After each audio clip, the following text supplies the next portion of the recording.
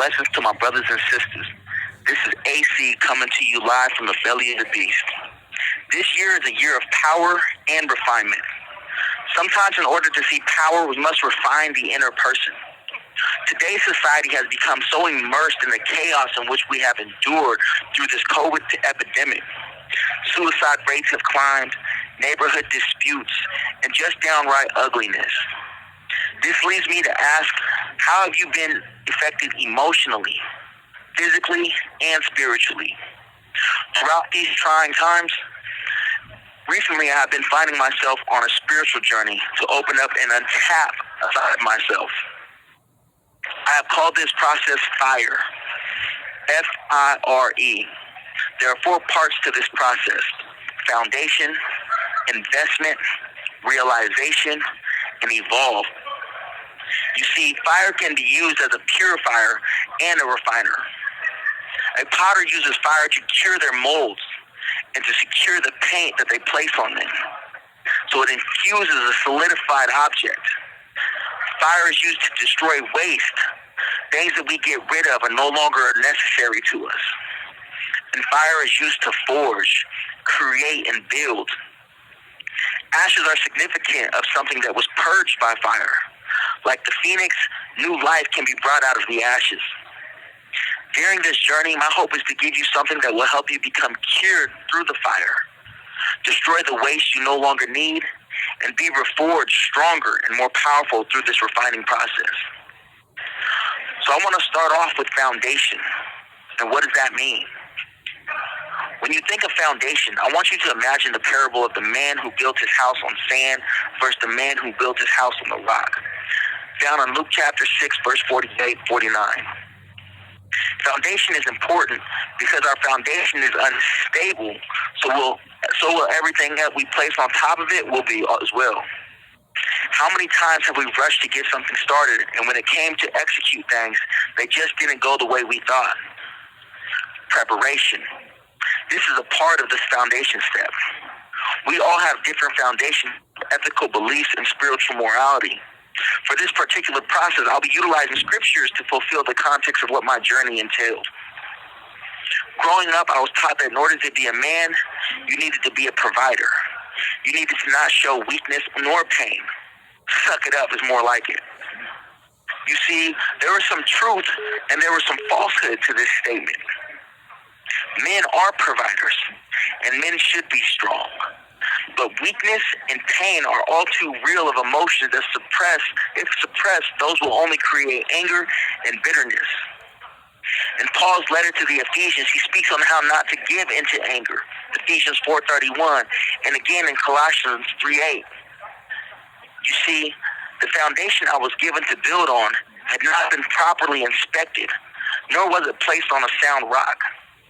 You see, this is where the fire came in and burned away all that I had built on this shaky foundation so that I could see what it was I was standing on and realizing that it was not solid at all.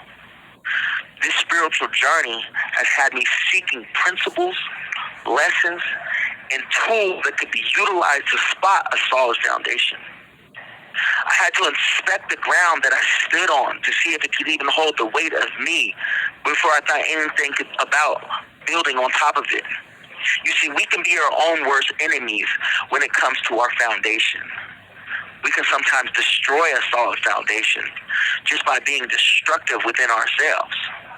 You see, the foundation I'm speaking of is the internal foundation, the one that we create when we find that peace.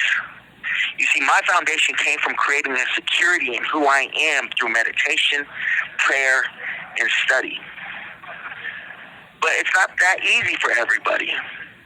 Sometimes it takes struggle. Sometimes it takes an event occurring in our life so immense that it pulls out of us an opportunity to be able to make a solid foundation. Finding your foundation isn't a day process, but a journey you embark on. You seek out what comforts you and gives you a sense of peace and ask yourself, how do I feel in this space?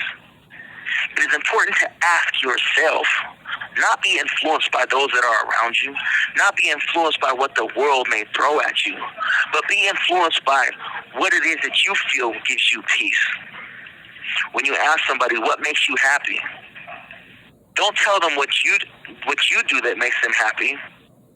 Tell them what makes you happy internally. Is it something that you see? Is it something that you hear that brings you joy? Is it something that you witness that brings you peace? Is it something that you heard that changes the way that you may think? Grow and find your inner peace. And once you release, trust me, you know when you will, that release is going to wave over you and flush you as like you were just plunged through water. You see, sometimes we have to be plunged in order to be able to have a cleansing. You see, water is a cleanser. Fire is a purifier. And so sometimes in tangent they are necessary. Just like the forging process, we have to go through the fire first to be able to be molded. And then we're plunged into water so it can be cool and the metal can set. So once we find our foundation in this fire, plunge that foundation into the water, let it cool and let it set. And then test the ground against the weight of all your circumstances. And if you're able to draw back to that peace, you have found your foundation. I appreciate you.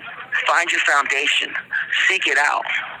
Next week, I'm going to be talking about the investment and what does it mean to invest. How do you invest into your foundation? How do you build on top of that foundation that you have now refined and found to bring you that peace? And then we'll move on from there throughout each week with realization and evolve. Thank you for your time. I send you peace and love.